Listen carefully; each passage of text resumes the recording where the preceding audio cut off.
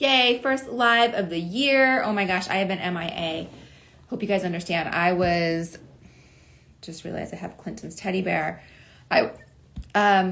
Just being a mom and with my family. So anyways, let's get to this. If you are new, welcome. I'm Alexandra Harbushka. I'm founder of Life with Herpes. Yes, I have herpes. I have HSV1 and HSV2. So yay, I got both.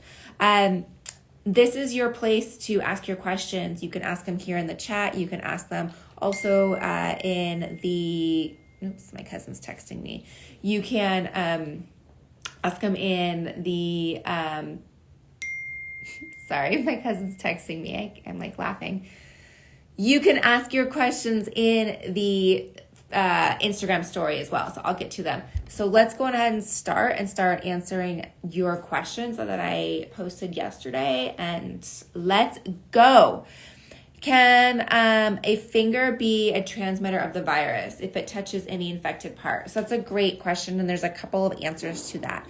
Number one, if you have the antibodies in your body, then based on what we know now, you're unable to reinfect yourself with the herpes.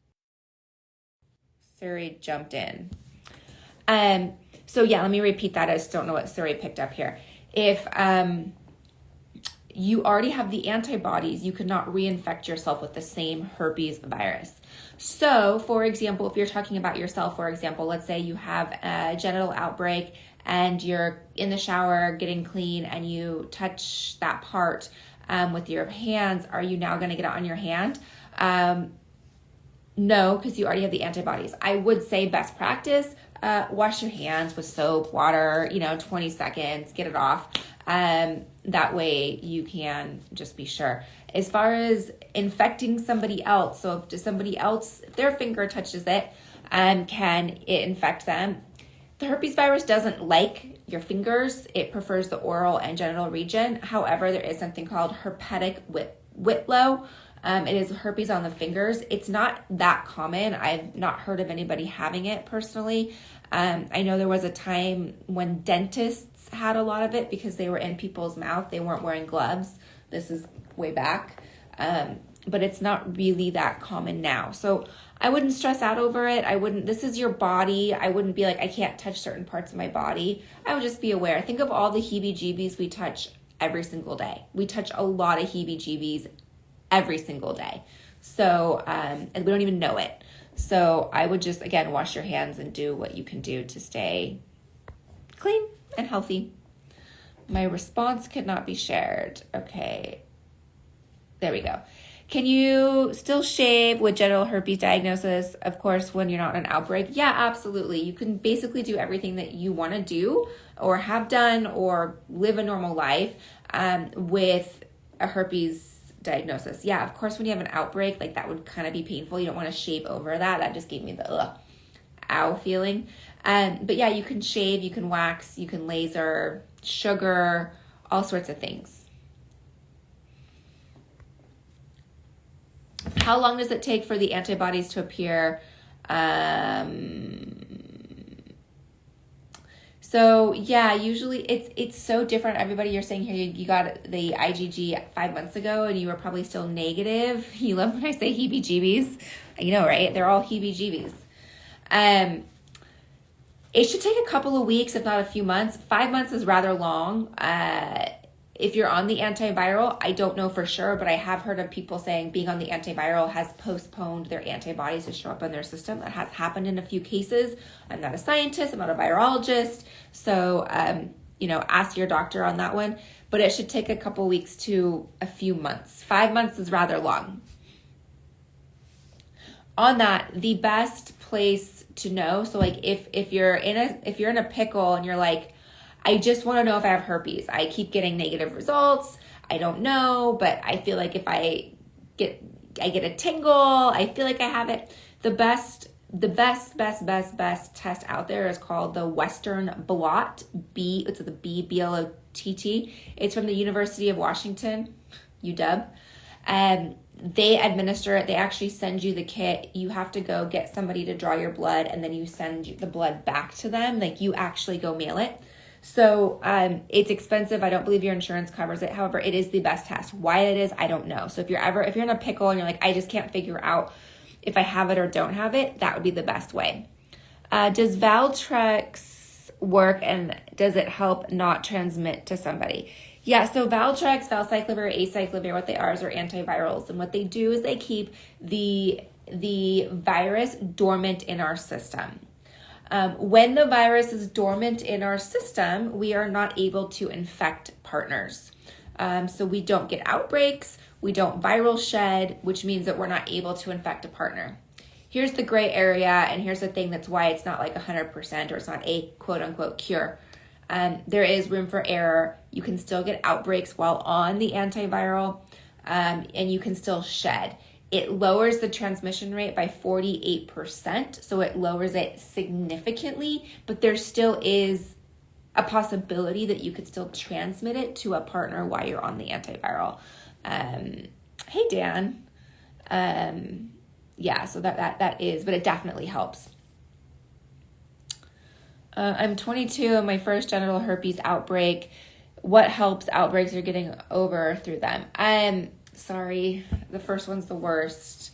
I would say that, hi. I would say that the best thing that you could do would be, I'd say take care of your body. I know when I was 22 until I got herpes, like when I was 22, I definitely pushed my body. I burned the candle from both ends. When I was 20, when I got HSV1, and like I went out the night before with my fake ID to Aubergines in downtown San Diego. For those of you that are from San Diego might know it or might remember it. Anyways, I went to Aubergines and like woke up the next day and it was like a disaster. I would do what I could to eat healthy, get plenty of sleep, plenty of water, treat your body like it's sick, because it's fighting something, would be number one. Like cut back the sugar, the alcohol, unfortunately, all that fun stuff. But I want you to live your life, so don't feel like you can't do all this. But I would also look at getting some supplements. What's your immune system like? Are you on multivitamins? Are you taking other supplements that can help suppress the virus, such as taking lysine or taking monolaurin? Those are two things that are really, really, really great and have proven results to help lessen frequency of outbreaks as well as speed up the recovery of outbreaks. Hi from Brazil. I like it. Can you have a natural birth with HSV2? So I just want to clarify, and I learned this going through birthing classes. So there's natural birth, there's vaginal birth, and there's a cesarean. Natural birth is like literally no drugs, like there's no epidural. Vaginal birth is vaginal, there can be epidural. My case, I went with one. And third would be a cesarean or a C-section, which is when they cut open and remove the baby. So as far as a natural birth, if you want to go that route, I really thought I did.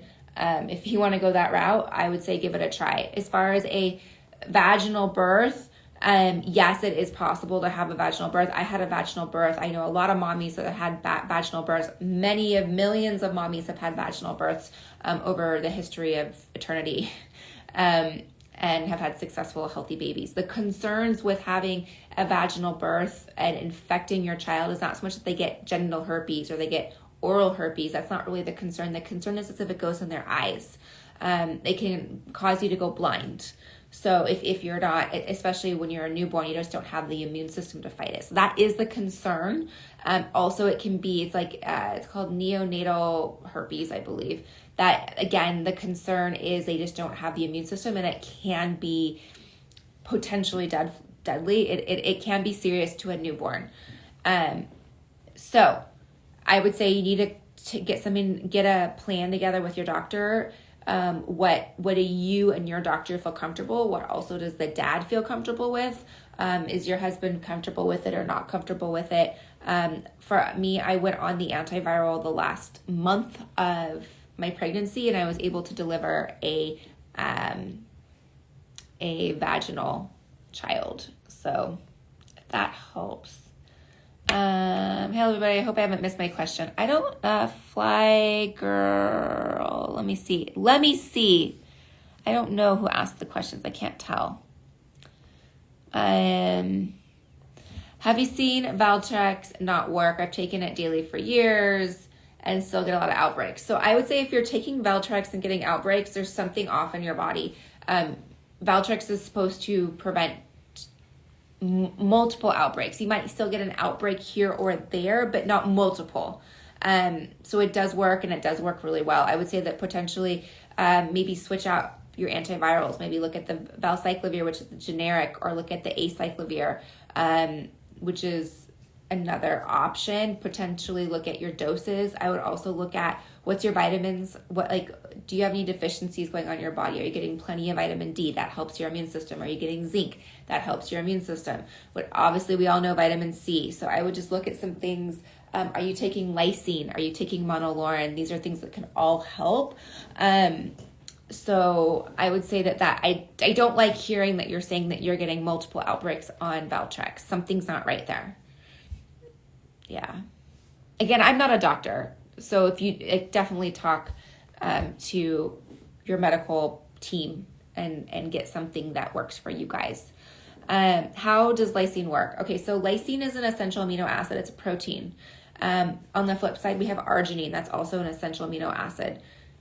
They're both important. We have to have them to survive. They're great for cardiovascular health. They're great for our veins. They're great for the building blocks of our muscles. They help build muscle. So it's very important for us to have it. We can't negate it. So basically lysine, there's studies done and it shows that it basically prevents the virus from replicating. In other words, I like to say it suffocates it. It's like, a fire extinguisher to the herpes virus. On the flip side, arginine is a fire extinguisher, is a fire, like the fuel you put on your barbecue during the summer to make hot dogs, like whatever that, you know what I'm doing, that thing, that kills the ozone, that thing.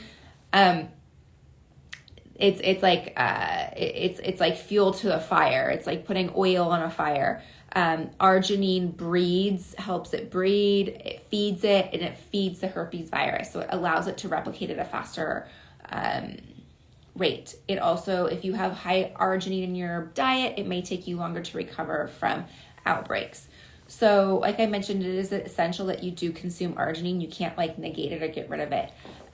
It's just a matter of looking at it. So if you want to negate it or try to have a large variant here of intake, would be including lysine in your diet, as well as taking lysine supplements. They're over the counter. You can go get them from a supplement store. You can order them. I have a link on my my website. Well, I do have it on my website. I have it in my bio. You guys can figure out what one works. I love SOAR supplements. They have great lysine. So there's that. Can you get asymptomatic?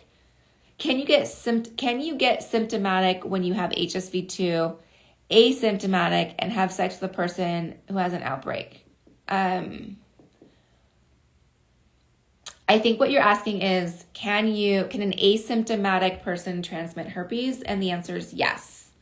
So asymptomatic, most of the population actually is asymptomatic, and they have no clue that they have herpes or are carrying this virus and are shedding this virus. That's how most of us end up getting it, is our partner most of the time does not know. There's plenty of partners out there that definitely do know. But most of the time we don't know. We also don't know when the virus is shedding. So that's also a catch-22 right there. Can herpes be healed, get rid of completely naturally? As of now, there is no way to naturally completely heal rid of the virus that we know of. There's a lot of over-the-counter supplements. There's a lot of people that are claiming they can heal it from other countries. I have zero doubt that there is. I love the hearts. Thank you. I have zero doubt that there is something, herbal or a diet or things that can help you prevent outbreaks. But as far as a cure, unfortunately, there is no cure now. Oopsies. Ooh, I have so many questions. Can I get through them all? I don't even know. I'm going to try. Hello, is it possible to have something with no outbreaks, just a bump? Is it contagious? So yeah, a bump is contagious. It doesn't necessarily have to like come to a head or have a blister. It can look like a paper cut. It can look like a bump. It can look like a blister. It can look like an ingrown hair. Typically the difference between it definitely doesn't look like a blackhead. That is, like a blackhead is, or like a whitehead. Those, it's definitely not that. It's definitely more of a mucousy liquid filled blister or bump. So yeah, what do you do to make it less painful? I would say adding essential oils are great. Also, I love CBD. CBD, I think, does a great job of dulling the pain. It doesn't obviously get rid of it totally, but it helps dull the pain, and it also helps your anxiety around it, and it also helps calm your nervous system. On that, I think taking Epsom salt baths are huge. I don't do them enough. But Epsom salt baths will also calm your nervous system, which your nervous system is doing this if you're getting outbreaks. So it'll calm your nervous system, and it also helps with the itch and the pain. So those are great ways.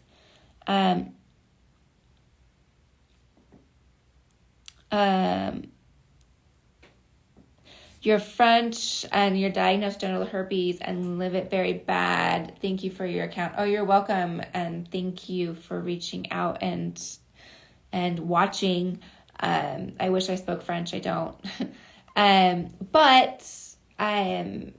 Yeah, so I'd say lysine, I'd say Epsom salt baths.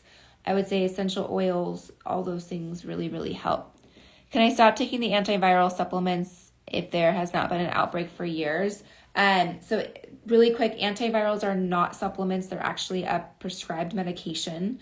Supplements would be something that's over the counter that would be like a vitamin or mineral based or protein based. So antivirals are not supplements. They are drugs. Can you stop taking them? Absolutely. You can go on, you can go off. You can always go off of them and see what happens. This is not like a drug that completely messes up your entire system if you go off of it. Of course, talk to your doctor, see what your doctor thinks as well. I'm not a doctor. I just want to clarify that. I don't think I can say that enough. But yeah, you can go on or off. If you've been on it for years, see what your body does. Maybe you no longer need the antiviral. Any tips for finding a spouse with herpes? I don't know. My spouse doesn't have it. I would say there are dating websites that have herpes specific.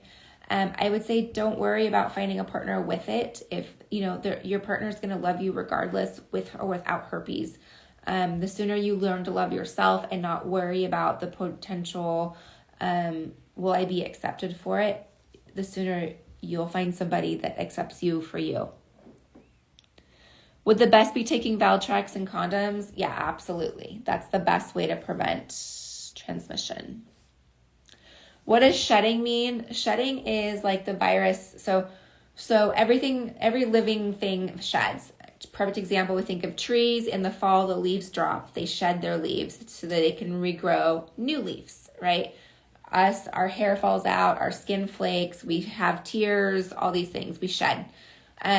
The virus sheds its DNA, like a snake would shed its skin. We don't know when, we don't know how, we don't know how often. Everybody's body is a little bit different. But it does shed, and when it sheds, we have no signs, symptoms. We don't know what's happening, and we are contagious. So unfortunately, we're contagious. What type of doctor does the antibody test? It would be any medical doctor. You just have to ask for, they have to draw your blood. So they're going to look in your blood for the antibodies. So your OB, your GP, anybody can ask. You can ask anybody for that. Nurse practitioner. You can go donate blood. Go to the blood bank. They would know as well. Grateful for you, ma'am, and you literally godsend so much, and I respect and love. Oh, thank you. I appreciate that. It's it's definitely, it sucks when you get diagnosed. I will I will say that. But you do get through it, and there are ways to get through it. Absolutely. Do I have sex with an outbreak with a blister in another area? I have. Before I'm not giving you guys, I'm not saying like, yeah, go for it. I have had sex with my husband with an outbreak. It's been on locations that he's not going to come in contact with. I get mine on my tailbone. So we cover it up. He's aware and it's his choice. So I give him the option to be like, do you feel comfortable with this? And he says, yes, I do, or no, I don't. So we make that decision. It is a skin-to-skin disease, so you have to come in contact with that area.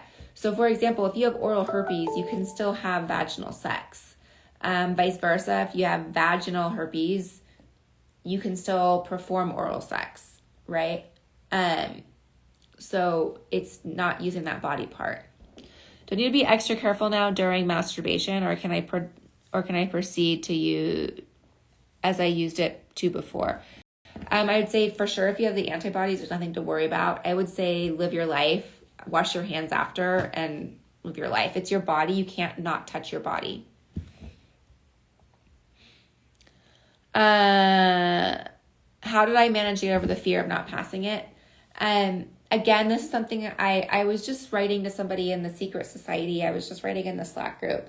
Number one, it's a conversation that you and your partner have had sober multiple times. This is not like a drunken conversation that I told my partner and it's like, oh yeah, I have herpes, whatever, no big deal. No, this is the conversation that we've had and we've talked about it. So number one, he knows and he's aware. Number two, he's making that decision. I'm not making the decision for him. Number three, I'm very communicative if I have an outbreak or if I feel like I'm having an outbreak, and I let him know. And so we talk about it. So again, these are the things that he's making that decision. I'm not making the decision for him. So I have to then let go of it and let him make his decision. At the end of the day, I'm married, so it is different than dating, and I do realize that. So it is different, and I realize that. In my situation at this point, my husband doesn't care if he gets it. And I know that that's very different than if it's like a very new relationship and you're 2 months in. Completely different. But I would say if there's things you can do that, like take your antivirals, if you want to, use condoms, make sure that you're taking supplements. I'd say there's a lot that you can do to help on your end. When did you tell someone about having herpes? I told my partners or dates when I was ready to have sex with them. So, or if I wanted to have sex with, like if I was ready to be in a relationship and have sex. So it's very different if you are wanting to have a one night stand versus a long-term relationship. Obviously, like the whole infancy of that conversation is very different, right? Like, so I would say that if whenever you're ready to be intimate with that person, that doesn't mean you can't go on dates. That doesn't mean you can't go for ice cream.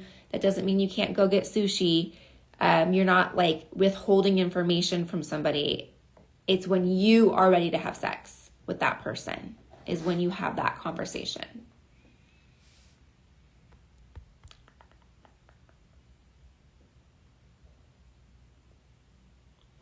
How often do people get false positive results? I don't know about that. I would say that if your antibody test came back positive, you have it.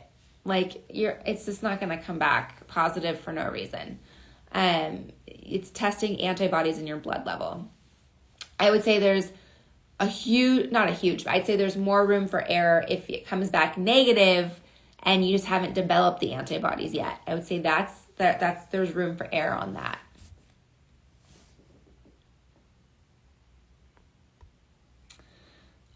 Okay, guys, I'm going to go. Does herpes call Bell's palsy? I believe that's like kind of when you have a stroke on one side. I don't know. Herpes is a nerve. Bell's palsy is also nerve. I know that Bell's palsy is caused from a lot of stress.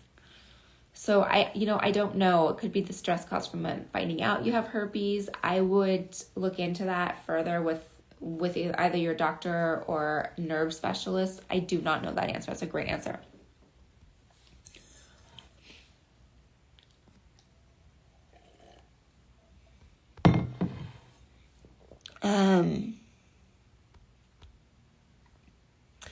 So I'm going to end on this one. Does my husband also have herpes? He does not. He does get tested, a couple of times a year, probably twice a year, if not, whenever he gets his blood drawn, he gets tested for it. He has so far been negative. I'm like, of course you're negative. You're always negative. You're negative for everything. He never gets anything. You're welcome. I'm glad you like the account. Can you pass HSV to another part of your body, like your eyes, if you already have it? If you have the antibodies, you cannot reinfect yourself. If you do not have the antibodies, it is possible to reinfect yourself. So like if you were just newly diagnosed, you have a blister on wherever your mouth and you scratch it or touch it, and then let's say you touch your genitals, then you could potentially pass it to your genitals as well. Cool. I like your name, Crazy Octopus Lady. That's cute. I'm going to go. I'm going to keep answering your questions in the DM. I definitely want to answer those, but I really appreciate all of you, and have an awesome Tuesday. I already feel like it should be Friday. It's not. It's Tuesday, and I will see you soon.